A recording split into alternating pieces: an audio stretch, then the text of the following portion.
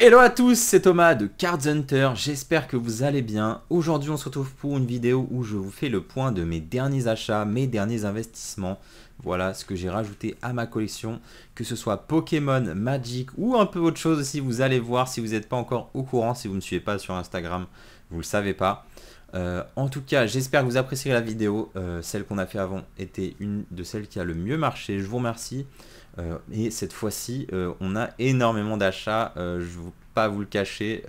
Voilà, si vous pensez que le titre est putaclic, il l'est absolument pas. Donc, je vais vous présenter tout ça. En attendant, si vous n'êtes pas abonné, n'hésitez pas à vous abonner, à lâcher un petit like. Ça fait toujours plaisir, les gars. Voilà. Donc, on se retrouve tout de suite pour la vidéo. Allez, on se retrouve et je vais d'abord vous présenter ce qui n'est ni Magic ni Pokémon. Voilà, donc j'ai récupéré des boîtes de boosters Harry Potter, tout simplement. Donc voilà, ça c'est la série numéro 2 de Harry Potter, le jeu de cartes qui était sorti et édité par Wizard of the Coast, comme vous pouvez voir, au petit logo Wizard. Donc c'est une box en anglais. Je trouve ces box très jolies, honnêtement. Je ne sais pas si vous aviez connu ce TCG, il n'a pas duré longtemps, il n'y a eu que 5 séries seulement. Voilà, donc ça date de 2001, donc c'est assez ancien maintenant. C'est des box qui, il y a environ un an, ne valaient vraiment pas grand chose. C'est-à-dire que cette box-là, je pense que vous pouvez la trouver pour 50 euros il y a un an ou 2 ans. Aujourd'hui, cette box, elle vaut dans les 600 euros, tout simplement. Et je vous présente une autre box, donc c'est c'est le set de base de Harry Potter au final, hein. Vraiment une box magnifique avec le château de Poudlard, donc qui est en anglais aussi, vous voyez, magnifique illustration ici, hop, voilà, très jolie box, donc qui est aussi de 2001 je pense, hop, oui, c'est ça, et voilà, j'ai récupéré ces deux box dans un échange, tout simplement parce que je pensais, en fait j'avais remarqué que ces box étaient quand même sur la hausse, mais j'ai eu vraiment un super timing, c'est-à-dire que je les ai échangés pile avant vraiment l'explosion qu'il y a eu sur ces prix. Par exemple, cette box vaut aujourd'hui plus de 1000 euros. Voilà. Donc à l'heure où je l'ai échangée, elle valait dans les 400 à 500 euros. Donc vraiment bon timing, et celle-là valait dans les 200 euros. Et aujourd'hui, comme je vous dis, elle vaut entre 400 et 600 euros à peu près. Donc je trouve que c'est des box qui, déjà c'est une licence très populaire, voilà pourquoi je les ai récupérées. Elles sont très jolies, j'étais content de les mettre dans mon décor, ça c'est vraiment le point qui parfois n'a aucun sens parfois. De toute façon, les investissements, vous le faites aussi par passion tout simplement, et ces box je les trouve super jolies. Donc ça vient d'un univers quand même qui est très populaire. C'est du Wizard of the Coast, donc ça nous parle tous, l'aspect collection, et c'est des cartes qui sont très jolies. Je pense que ces box sur le long terme pourraient vraiment devenir très convoitées. En tout cas, elles sont pas très rares parce que c'est un jeu qui n'a pas très bien marché, donc il reste beaucoup de boîtes scellées. On retrouve des cases de box scellées, donc n'allez pas non plus, ne déconnez pas sur le prix d'achat de ces boîtes. Cherchez bien, vous en trouverez peut-être à bon prix, vous ferez peut-être une affaire. En tout cas, je trouve que c'est un bon une bonne diversification de la collection tout simplement. J'aime beaucoup ces produits. Alors ensuite, je vais vous présenter rapidement des produits scellés que j'ai achetés. Donc il y a des boosters japonais, je les ai pas ramenés tout simplement. J'ai racheté des box de Shiny Star. Voilà l'extension Destinée Radieuse en japonais. Donc ça c'est le deuxième print. J'en ai trouvé à prix correct. Donc j'en ai acheté plusieurs que ça je vais garder assez longtemps. C'est une série emblématique. En tout cas en japonais, j'adore la série. J'ai acheté cette box Kanazawa, voilà, ça c'est une box qui vaut dans les 400 euros aujourd'hui, qui valait dans les 200 euros à la sortie. Donc ça inclut une boîte, non ça inclut plein de boosters et quelques promos, mais la box est très jolie. Donc je l'ai pris un peu par caprice, je trouve que c'est déjà un peu cher, honnêtement. Je vous conseille pas forcément de l'acheter en termes d'investissement. En tout cas moi je l'ai plutôt acheté pour le plaisir, tout simplement. Par contre, hop, j'ai aussi acheté ces box, les box que vous connaissez peut-être en japonais, donc des 3 trainers, hein, il y a BD, Hop et Marnie tout simplement. Donc dedans elles incluent des boosters, mais surtout cette carte là, petite carte de trainer signée par le trainer en fait. Je trouve ces box plutôt cool, j'enverrai peut-être les cartes à faire grader, mais c'est des cartes qui ont du potentiel pour moi, surtout Surtout au Japon, en fait, les traîneurs sont très appréciés. Donc ça, disons que c'est les achats un petit peu pour le plaisir, on va dire. Hein. Également, la box que je vous ai ouverte, voilà. Cette box-là, j'en ai gardé une scellée également. En fait, les produits japonais, j'aime bien en garder quelques-uns en scellé. En général, les prix, ils montent très rapidement après les sorties. Et c'est des produits que j'aime avoir pour ma collection, tout simplement. Donc maintenant, je vais aborder le gros des achats. Ça va être les cartes gradées pour Pokémon. Et après, on va voir sur Magic. Donc, j'ai acheté pas mal de cartes gradées. Encore une fois, mon focus a été sur le japonais. Vous allez voir.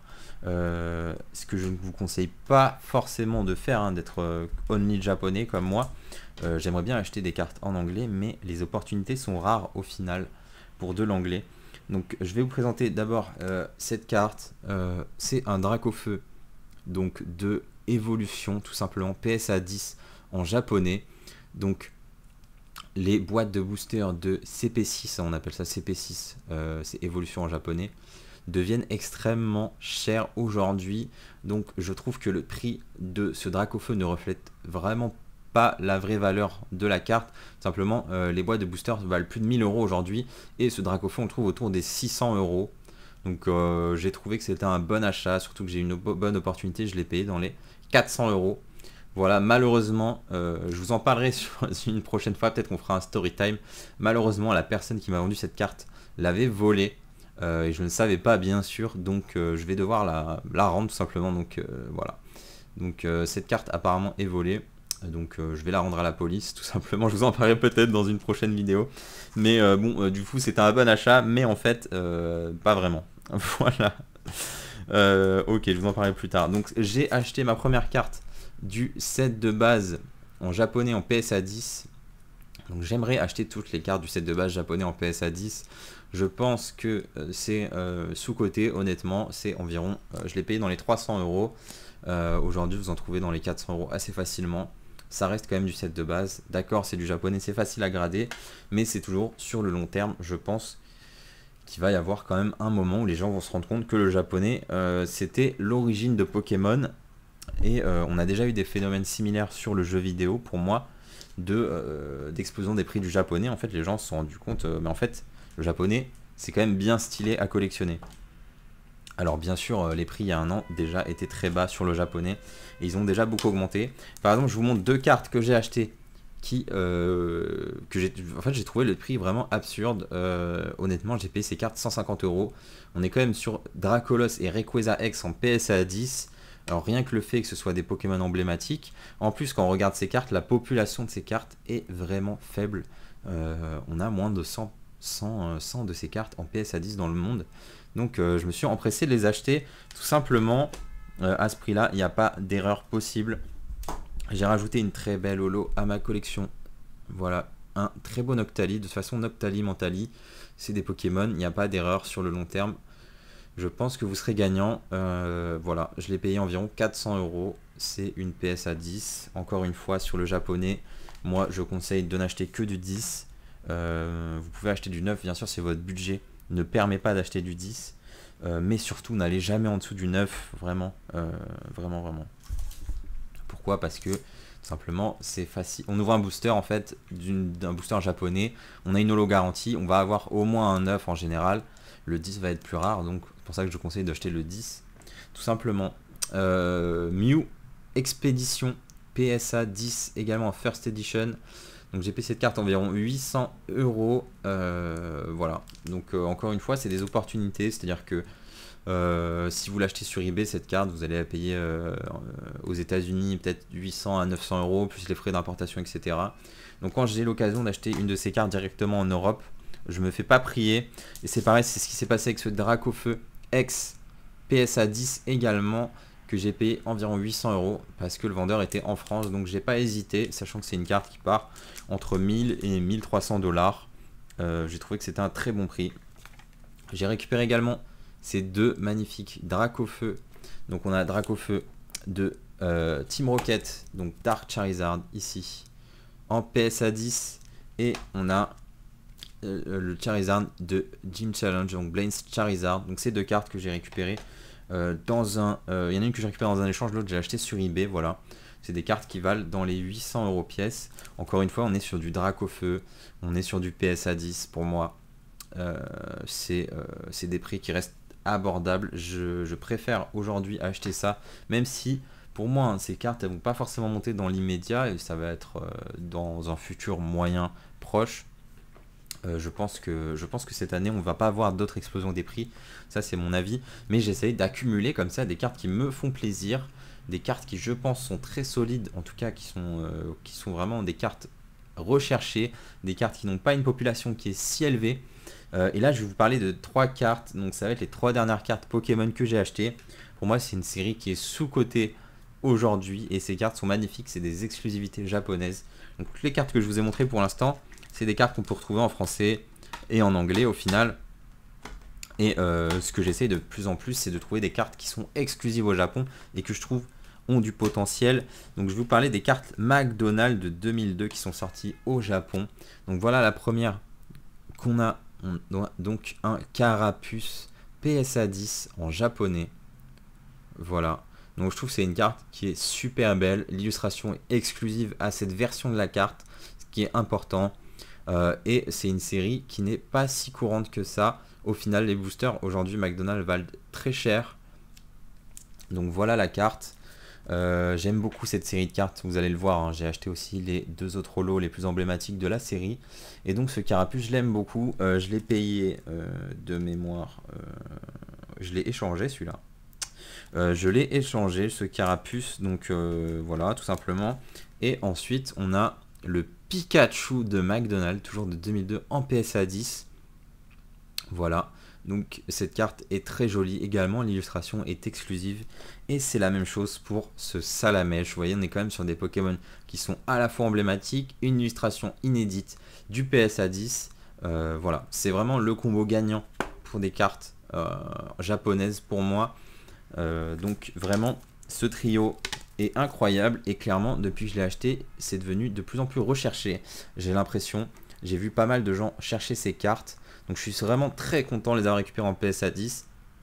Il y a quelques autres holos dans le set. Il y a un Germignon, un Ramolos et il y a aussi des énergies que j'aimerais récupérer mais qui sont durs à trouver à un prix correct.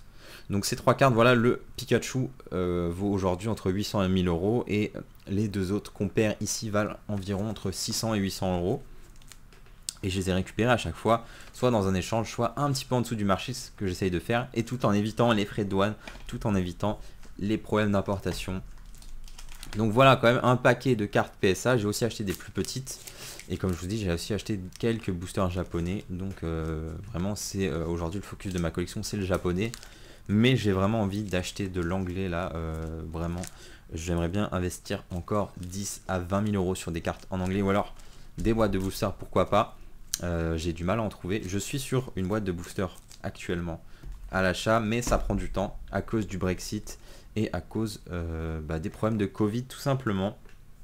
Donc voilà pour Pokémon tous mes achats. Je sais pas combien ça fait d'argent, mais les gros de mes derniers achats c'est du Magic. Donc je vais vous présenter les plus belles pièces d'une collection que j'ai acheté récemment. Voilà, c'était le mois dernier en février. Donc c'est une magnifique collection que j'ai acheté qui regroupait des cartes emblématiques de Magic. Donc je vais commenter tout simplement avec un Black Lotus signé par Richard Garfield, voilà le créateur du jeu de cartes Magic, si vous ne connaissiez pas son nom. Donc c'est un Black Lotus Unlimited. Donc Unlimited, pour ceux qui ne le savent pas, c'est la 3e édition jamais sortie dans Magic.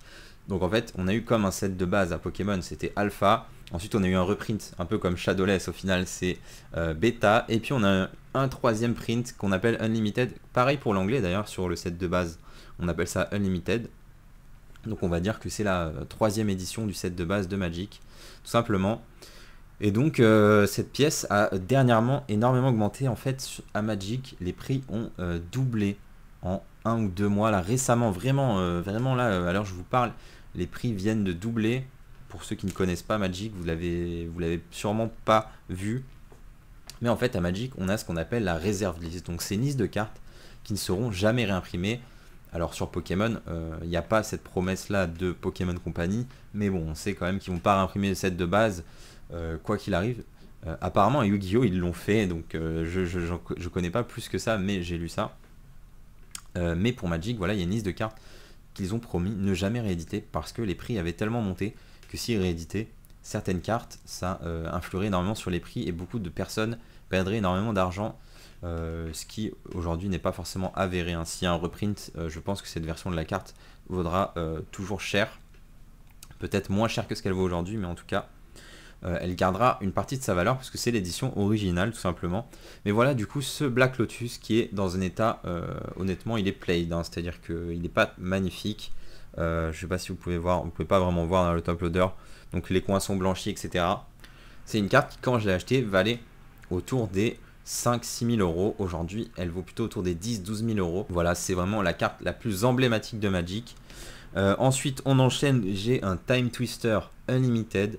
Voilà, également la même édition, qui est aussi played. Donc cette carte-là, c'est tout simplement devenu la carte après le Black Lotus du P9, ça le Power 9. Ce sont les 9 cartes les plus emblématiques de Magic, les 9 cartes les plus puissantes, on va dire, et celles qui valent le plus cher. Et du coup, c'est devenu Time Twister, la deuxième carte après le Black Lotus la plus chère du P9. Pourquoi? Parce qu'elle est autorisée en Commander, qui est un format de Magic très populaire. Donc cette carte a énormément monté de prix dernièrement. Voilà, je l'ai récupéré dans cette collection. J'ai récupéré également un Mox Saphir dans un état incroyable, celui-là. Honnêtement, possible de le faire grader, hein. Je ne sais pas si vous voyez très bien, mais l'état est vraiment magnifique. Donc c'est des super belles cartes, hein, qui aujourd'hui valent très cher. Donc le Time Twister, on est autour des 5 000 euros. Ce Mox Saphir, on est autour aujourd'hui des 3 000 euros, on va dire. Ensuite, un Mox Jet que j'ai récupéré, qui est en état moyen.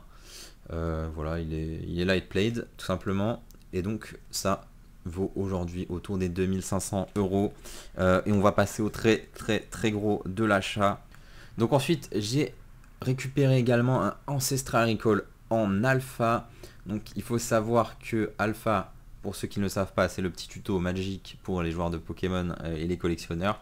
Alpha, c'est seulement 1100 cartes rares de chaque, donc impression en 1993, seulement 1100 de cette carte ont été imprimées, donc c'est extrêmement rare. Ça n'a rien à voir avec les proportions qu'on a sur Pokémon en première édition. On n'a pas 1100 Dracofeu, on en a énormément, mais Magic c'est 1100 rares de chaque seulement pour Alpha. Et donc là on a une des pièces du P9 qui est d'ailleurs une des pièces les plus jouées dans un certain format qui s'appelle Alpha 40. Donc vraiment on a beaucoup de détails, hein, sur cette vidéo. Du coup magnifique achat de cette collection. Aujourd'hui ça vaut entre 10 et 20 000 euros selon l'état, ce type de pièce. Donc c'est compliqué à pricer. J'ai aussi également récupéré un Mox Ruby en alpha. Donc c'est une pièce qui vaut entre 8 et 12 000 euros aujourd'hui, hein. Les prix ont vraiment doublé récemment. Comme je vous le disais, c'est des pièces qu'on pouvait trouver dans les 4-5 000 euros il n'y a pas si longtemps. Donc ce Mox Ruby qui est d'ailleurs en super bel état, même si devant il y a quelques petites marques blanches. Les cartes alpha, c'est très difficile d'en trouver dans des états corrects. Donc voilà. Ensuite, pour continuer, j'ai un petit Ancestral Recall encore une fois, mais celui-ci est bêta. Il est ancré malheureusement, c'est-à-dire que ce qui se passe souvent à Magic, c'est que des gens ont mis des coups de marqueur tout simplement au niveau des côtés pour masquer les traces blanches, ce qui est malheureusement rend la carte aujourd'hui dans un état pourpre, donc l'état le moins cher, hein, qui existe. Donc c'est pas grave, ça reste quand même un Ancestral Recall bêta, ça vaut aujourd'hui autour des 5 000 euros. Et j'ai récupéré un Time Twister en Collector's Edition. Vous voyez, le dos est doré et les coins sont carrés. Donc ça en fait c'est un reprint qu'on a eu du set de base de Magic, donc un reprint de Alpha Beta Unlimited, mais qui était fait avec des coins carrés, voilà, qui était plus un hommage, disons, à cette époque-là, mais qui sont aujourd'hui devenus légales en jeu. Donc vous pouvez jouer ces cartes en tournoi, tellement les autres versions des cartes sont devenues chères et rares. Elles ont été autorisées, ce qui a entraîné leur montée de prix. Donc c'est une pièce qui vaut autour des 1500-2000 euros, peut-être un peu plus dans cet état. Donc voilà, hein, vous voyez que ça c'est une partie de la collection qui a été rachetée. Donc c'est une collection magnifique que j'ai eu l'occasion de racheter. Et une partie des pièces est vendue déjà. Donc ces deux magnifiques pièces alpha, ne me demandez pas, elles vont être envoyées là très bientôt. Je voulais juste donner une précision, aucun de ces gros objets, ces cartes là ne sont stockées chez moi, les cartes PSA elles sont pas stockées chez moi, je vous conseille de faire de même. Si vous avez une collection qui commence à prendre de la valeur, n'hésitez pas à louer un box, louer un coffre à la banque ou ce genre de procédure, ou alors juste mettez chez vos parents une partie ici, une partie là. Parce qu'on sait jamais, aujourd'hui il y a de plus en plus de vols. Vous l'avez vu, hein, j'ai racheté malencontreusement une carte volée. Donc prévenez-vous au maximum de vols. Si vous vendez des cartes, ne laissez pas les gens venir chez vous. Voilà, soyez un petit peu parano. Ça ne fera que du bien. Et ne stockez pas chez vous tout au même endroit. Donc ces cartes-là, elles vont repartir tout de suite de chez moi, tout simplement. Et également toutes ces cartes PSA. Je vous conseille de faire de même. Voilà, je ne garde que des items de faible valeur ici, tout simplement. Donc j'espère que cette vidéo vous a plu. Je vous ai présenté tous mes derniers achats. Il y a pas mal de choses, pas mal de Magic et de Pokémon, toujours beaucoup de japonais sur Pokémon. Mais je vous conseille de ne pas faire comme moi, de ne pas vous focus trop sur une seule langue ou une seule chose en particulier. C'est juste que j'ai eu des opportunités là-dessus et puis j'adore ça en fait, tout simplement. Donc c'est l'orientation de ma collection. Peu importe que ce soit pas optimal d'un point de vue investissement, tant que ça vous fait plaisir. Et c'est ce qui est important lorsque vous faites des achats. Achetez d'abord quelque chose que vous avez envie de garder, et plus longtemps vous regarderez l'item, plus longtemps vous aurez envie de le garder, et plus vous risquez de faire un gain important, tout simplement. On l'a vu, hein, ceux qui ont été récompensés sur Pokémon, c'est ceux qui sont là depuis le plus longtemps, et ceux qui resteront le plus longtemps, bien sûr. Voilà. Donc n'achetez pas si vous n'avez pas l'argent pour garder ces cartes. Je vous conseille d'acheter uniquement, utiliser l'argent que vous avez en superflu, on va dire, mais pas l'argent qui vous est vital, l'argent que vous avez besoin. N'achetez jamais avec cet argent-là. Je vous le déconseille, voilà. En tout cas, j'espère que ces belles cartes vous auront plu. On se retrouve dès jeudi en live pour l'ouverture de plus de 200 boosters destinés radieuse. Voilà, il fallait que je vous fasse une autre ouverture destinée radieuse, et on se retrouve très vite pour d'autres choses sur les réseaux. Si vous voulez voir mes derniers achats, n'hésitez pas à me suivre sur Instagram, je poste dès que je reçois une nouvelle carte, et puis on fera d'autres vidéos comme ça dès que l'opportunité se présentera, quand je rachèterai soit une grosse collection, soit quand je rachèterai pas mal de pièces, et on se fera des petites vidéos où je vous montrerai tout ça. Voilà, je vous remercie, on se retrouve très vite, ciao.